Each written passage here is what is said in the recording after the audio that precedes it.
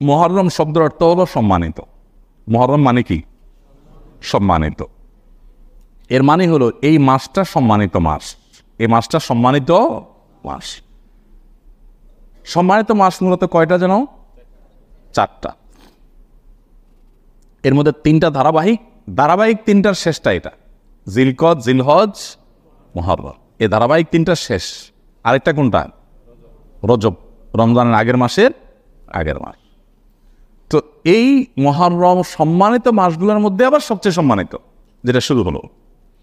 অর্থাৎ আপনি আরো সংক্ষেপে বলতে পারেন রমজানের পরে অ্যাজ এ মাস হিসাবে সবচেয়ে গুরুত্বপূর্ণ মুসলমানের কাছে এই মাসটা, মুহররম মাস। তো এই মাসে করণীয় কি? এই মাসে বিশেষ করণীয় হলো যে সম্মানিত মাস হিসাবে এই মাসকে সম্মানিত এই উপলব্ধিটা নিজের মধ্যে জাগ্রত করা, মাঝে মধ্যে মনে ওঠা অন্তত অ্যাটলিস্ট যে মুহররম মাস যাচ্ছে, রুটিন আমলগুলোকে বিশেষ গুরুত্বের সাথে করা, হারামগুলো থেকে বেঁচে থাকার জন্য বিশেষ চেষ্টা অব্যাহত রাখা। ফালা তাজলিমু ফিহিন্না আনফুসাকুম, আল্লাহ বলেছেন সম্মানিত মাস সময় নিজের প্রতি অবিচার করো না। আর একটা স্পেশাল কাজ আছে মুহররম মাসের, বলবো সেটা, কিন্তু শর্ত হলো আমল করতে হবে। আমরা আগামী জুমায় একটু এ বিষয়ে একটু আমরা খবর নিতে চাইবো ইনশাআল্লাহ, যে আমল কেউ করছে কিনা। একজন হলেও করি, একদিনের জন্য হলেও করি, একবার হলেও করার চেষ্টা করি। সে আমলটা হলো নবী সাল্লাল্লাহু আলাইহি ওয়াসাল্লাম বলেছেন আফদালুস সিয়ামি বা'দা রমাদান শাহরুল্লাহিল মুহররম, রমাদানের পরে সবচেয়ে উত্তম রোজা, রমজানের রোজার পরে সবচেয়ে উত্তম রোজা হলো এই মুহররম মাসের রোজা। এই জন্য এ মাসে নফল রোজা রাখার জন্য খুব বেশি সচেষ্ট থাকতে হয়। আমরা বলতে পারি নফল রোজার শ্রেষ্ঠ মাস মুহররম মাস, সেটি শুরু হয়ে গেছে।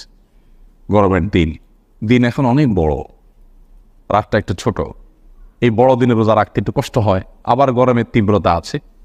তো এই কষ্টের সময় আপনি একটা রোজা রাখেন, অন্তত 2টা রোজা রাখেন পুরো মাসে, বন্ধের দিনে রোজা রাখেন, রাতে একটু বেশি কাজ টাজ করে দিনে ঘুমিয়ে শুয়ে কাটান, তাতে রোজা কষ্টটা অনুভব কম হবে, কিন্তু আপনি রাখেন, একটা রোজা হলেও রাখেন। যেহেতু নবী সাল্লাল্লাহু আলাইহি ওয়াসাল্লাম এই মাসকে নফল রোজার জন্য সবচেয়ে শ্রেষ্ঠ মাস হিসাবে ঘোষণা করেছেন। চেষ্টা করবো তো ইনশাআল্লাহ 1-2টা হলেও রাখি, 2-4টা হলেও রাখি, যাদেরকে আল্লাহ তৌফিক দিয়েছেন।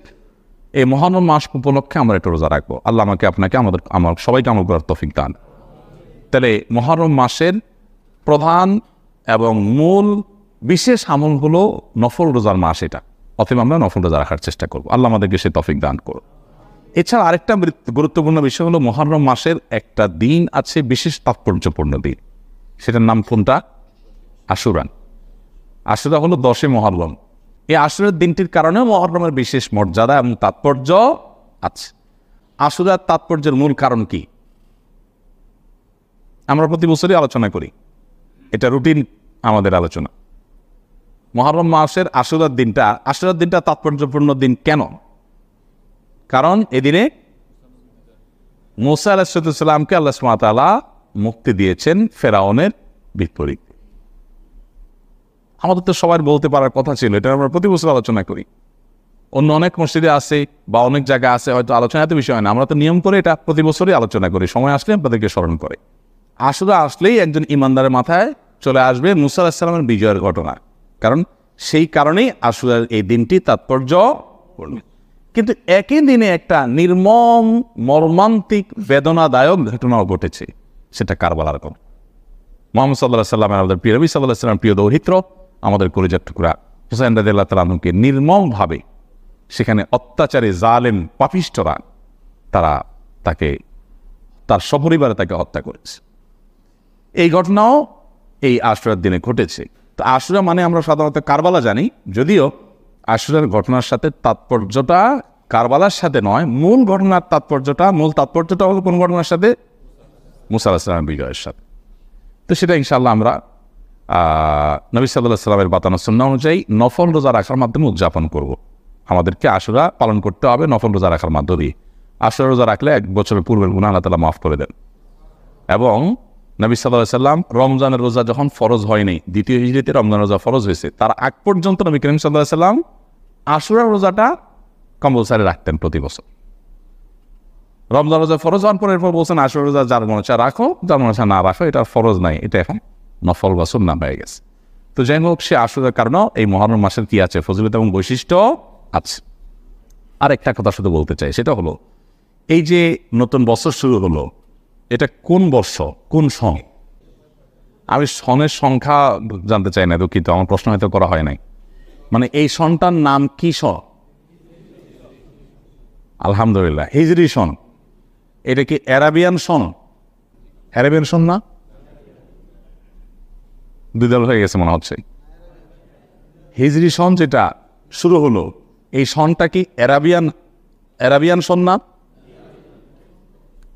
অনেকে জি বলতেছেন, অনেকে না বলতেছেন। আচ্ছা, যারা জির পক্ষে তারা একটু বলেন, এটা অ্যারাবিয়ান সন কিনা? দেখছেন কত জোরে, অনেকগুলো ভোট পাওয়া গেছে। আচ্ছা, এই ভোট সবগুলোই নষ্ট হয়ে গেল আর কি, কারণ এটা অ্যারাবিয়ান সন না। আমরা এই সনগুলো বলতে ভুল বলি। আমি এর আগে ইংরেজি সন যেটাকে আমরা বলি, আমিও বলতে ইংরেজি সনই বললাম, আমরা এটাই বলি সবাই, তাই না? আসলে কি এটা ইংরেজি সন? বলেন, আমরা যেটাকে ইংরেজি সন বলি, এটার সাথে ইংরেজির সম্পর্ক আছে? ইংরেজির কি সম্পর্ক আছে? কোনো সম্পর্ক নেই, এর সাথে ইংরেজির কোনো সম্পর্ক নেই। এটা কি সন? খ্রিস্টাব্দ। এটা খ্রিস্টাব্দ, ঈসাই সন, মানে খ্রিস্টানদের সন, ঈসা আলাইহিস সালামের জন্মের সাথে সংশ্লিষ্ট সন। এটা হলো ঈসাই সন, আমরা বলি এটা কি ইংরেজি সন। আর যেটা হিজরি সন, এটাকে আমরা অনেকে মনে করি এটা অ্যারাবিয়ান সন। এটা অ্যারাবিয়ান সন না, এটা আরব জাতীয়তাবাদের কোনো বিষয় না, এটা আরবদের কোনো সম্পদ না। এই সনটা মুসলমানদের, এটা ইসলামিক সন বলতে পারে না, কিন্তু এটাকে অ্যারাবিয়ান সন বলার কোনো সুযোগ নাই। অ্যারাবিয়ানদের আলাদা সন আছে, তাদের জাতীয়, আমাদের যেরকম বাংলা সন সম্রাট আকবর করেছেন, এই বাংলা সনটাও হিজরি সনেরই একটা ভিন্ন ফরম্যাট। এই বাংলা সনটার গোড়ার ইতিহাস তো আমরা সবাই জানি। এই সনটা সৌরবর্ষ হিসাবে করা হয়েছে না চান্দ্রবর্ষ হিসাবে? মূলত খাজনা তুলতে অসুবিধা হতো দেখেই সনটা প্রবর্তন হয়। যাই হোক, সেটা বাংলা নববর্ষ আসলে তখন আমরা কথা বলবো। বাকি এতটুকু কথা তো আমাদের জানা থাকার কথা সবার, যে নবী সাল্লাল্লাহু আলাইহি সাল্লামের হিজরতকে কেন্দ্র করে যে সন শুরু হয়েছে সেটা হলো হিজরি সন। তো ওনার হিজরত, এটা কি অ্যারাবিয়ানদের ইস্যু না মুসলমানদের ইস্যু? তাই এই সনটা অ্যারাবিয়ান সন না, এটা হলো ইসলামিক সন। অ্যাজ এ মুসলমান এই সনের কোন মাস কখন আসে কখন যায় এগুলো আমাদের জানতে হবে। আজকাল আমাদের বাচ্চাদেরকে তো আমরা এগুলো অনেকে শিখাইও না, যে মানে হিজরি সনের নামগুলো। অবশ্য আমরা বলতে বলি যে আরবি সনের নামগুলো, আরবি 12 মাসের নাম বলে, তাই না? আমরা এবার বলি। তো মূলত এই হিজরি সন এটা ইসলামের সন। 17 হিজরিতে ওমর রাদিয়াল্লাহু তাআলা আনহুর শাসন আমলে এই সনের গণনা শুরু হয়। প্রত্যেকটা সনের তো একটা গোড়া আছে, তো এই সনের গোড়াটা কি হবে, কোত্থেকে শুরু হবে, আর সন গণনা কেন শুরু হয়েছে? ওমর রাদিয়াল্লাহু তাআলা আনহু রাষ্ট্রীয় ফরমান, এজ এ রাষ্ট্রপ্রধান, তিনি চিঠি লিখে বিভিন্ন গভর্নরদের কাছে পাঠাতেন। তখন এক এলাকা থেকে, মুসলমানদের সাম্রাজ্য এত বড় ছিল যে এক এলাকা থেকে, মদিনা থেকে সেই তুরস্ক, সেই জর্ডান, আপনার আরো অনেক দূরের যে এলাকাগুলো, সেগুলোতে চিঠি পৌঁছাইতে মাসকে মাস লেগে যেত, মাসকে মাস। তো চিঠিতে শুধু তারিখ এবং মাস যদি লেখা থাকতো, যার কাছে চিঠি পাঠানো হয়েছে উনি অনেক সময় বিভ্রান্ত হয়ে যেতেন যে মাস তো বুঝলাম, এটা কোন মাস, কি এই বছরের মাস না আগের বছরের মাস? কারণ 6-7 মাস 8 মাস লেগে যাওয়ার সময়, তাতে বছর হেরফের হয়ে যেতে পারে। তাহলে মাসটা কোন মাস?